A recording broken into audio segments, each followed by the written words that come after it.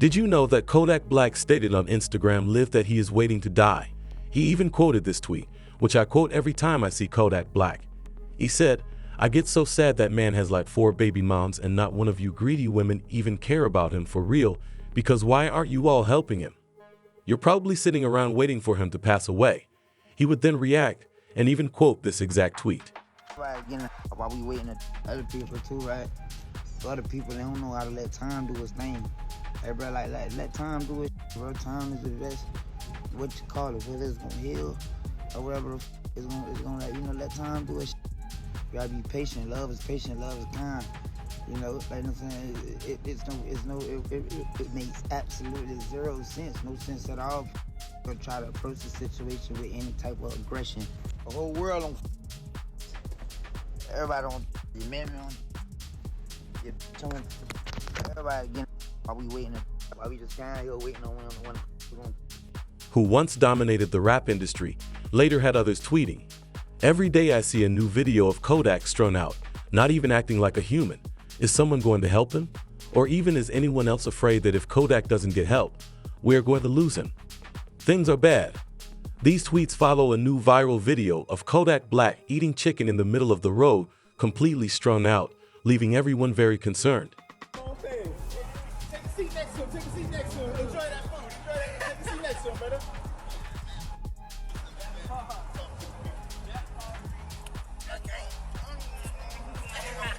Hold on, please. I want to be part of.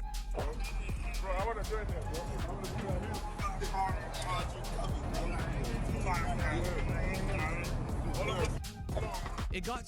It got that terrible that Kanye West even contacted other local rappers to invite them to join him.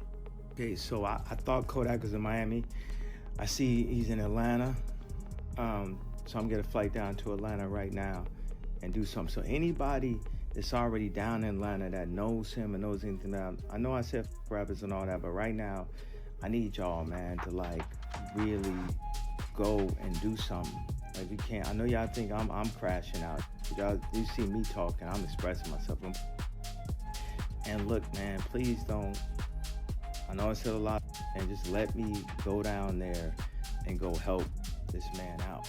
As would raise the question of what happened to Kodak Black. This would be addressed later that night when it was determined that Kodak needs serious help.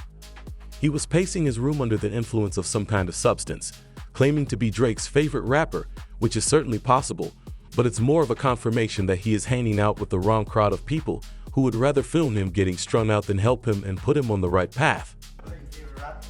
Who? I'm his favorite rapper. You Drake favorite rapper? Yeah. Nah. He always say that, even his people always say that. They always say that. You know what I mean? Even when he ain't around, so shit like, oh, no, it's for real, bro.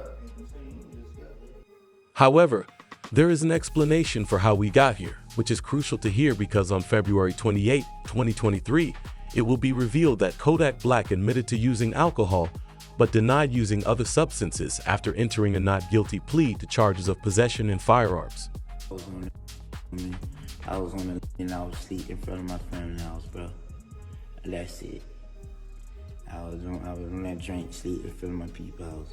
But that ain't illegal. That ain't illegal. So all that's just the process that it had to be in the other mud shot. The process that even though like bogus is plastered all over the internet, then on top of that it's like, bro, like I'm Haitian. I mean, and then it's just like my era, bro. Like nah, like man, you better off. And shortly after that Instagram Live, the federal government would raid Kodak's house, arrest the rapper, and seize everything from inside. While AR was being held, he hired attorney Brian Cohen, who managed to negotiate a bargain that would have sent Kodak to a rehabilitation facility instead of being imprisoned for an indeterminate amount of time. Whose real name is Bill Capri, faced a judge Tuesday after turning himself in following an arrest warrant issued for violation of his pretrial release. Authorities said he tested positive during a random test earlier this month. This is unjust and not right about this situation. Black, addressing the judge after the pretrial release technician testified he may have mixed up the samples between Black and another patient. There's no way you tested positive. We can resolve that by way of a hair sample, and that'll clear you. Judge Barbara Duffy then asking for a hair sample today to clear up the alleged mix-up, which Black refused, rather choosing to check into the Legacy Rehabilitation Facility for 30 days as part of his pretrial release. This occurred during the height of Kodak's musical career, but it led to him putting everything on hold for more than a year. He would not release any new music, Instagram stories, or anything else, and his career would stagnate, leaving Kodak Black behind. However, while in rehab, Kodak changed his life by writing new music, exercising every day, and improving himself. The week after being released from rehab, he released his hit song, Walk, getting 33 million views and returning to the top of the charts, but the fame would go to him. He would appear on a Kaizen live stream with profuse sweats, swatting at imaginary objects and shouting loudly, frightening Ka. You can always say, but at times when it feel good, that's what you say sometimes. Yeah. I thought your name was Bubba. Hey, oh. Remember, Kodak had been clean for more than a year at this point, and millions of fans were thrilled to see their favorite rapper again. However, everyone turned against him after this one live stream, as Kodak had to go live on Instagram the morning after to try to explain the situation. Say y'all people that who be on that, y'all be on all type, y'all be on say all type of stupid. You know, but I take you one person, and y'all be so hurt. Y'all wanna like it anyway. Yeah. Everybody else who be coming like on that timing, they ain't got no motion. They broke, they hurt, they something, or they trying to come into life some kind of way and trying to like look any type of lift. Yeah, I could come in that way. Oh, I think you need help. Oh, look, bro. I try to like, and then you don't think. Millions were upset that he had broken his sobriety and looked awful on live streaming, and the combination of all of that really got to Kodak's head.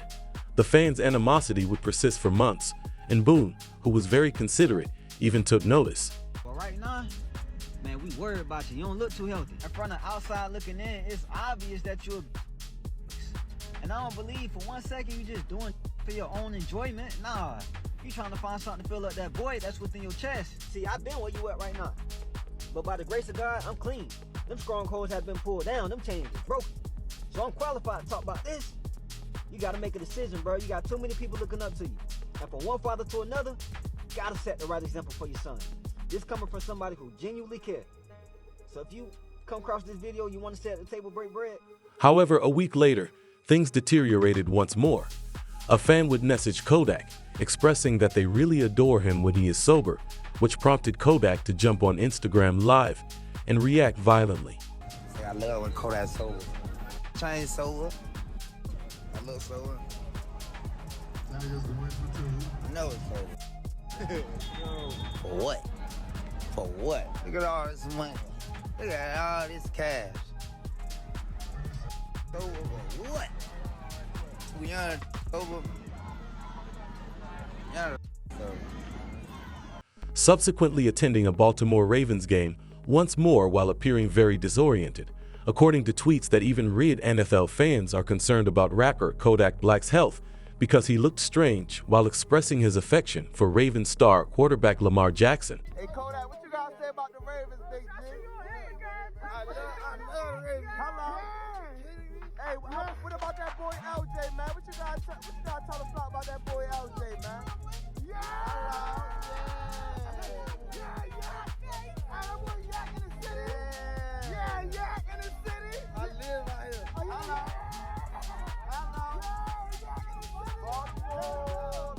Since it was obvious that someone had to help Kodak fall into a terrible spiral, this would be the last straw for many in the rap industry. It would be announced that Wallow and Gilly would give Kodak Black life advice, telling him to never doubt himself because he had his children counting on him. Don't never doubt yourself.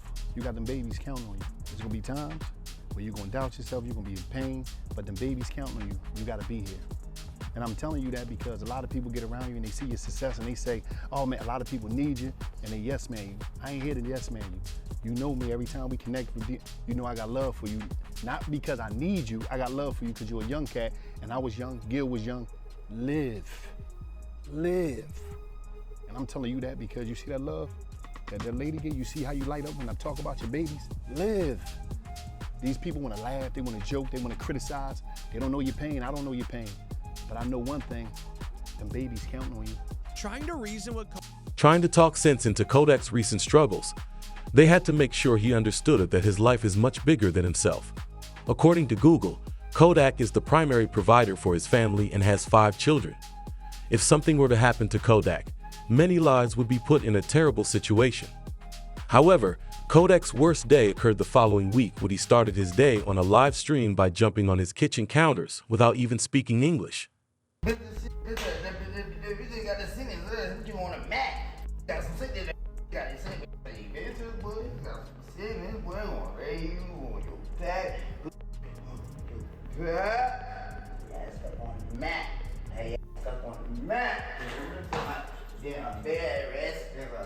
Long nap, because she take it out and do that, and you can't do it back. You can't come.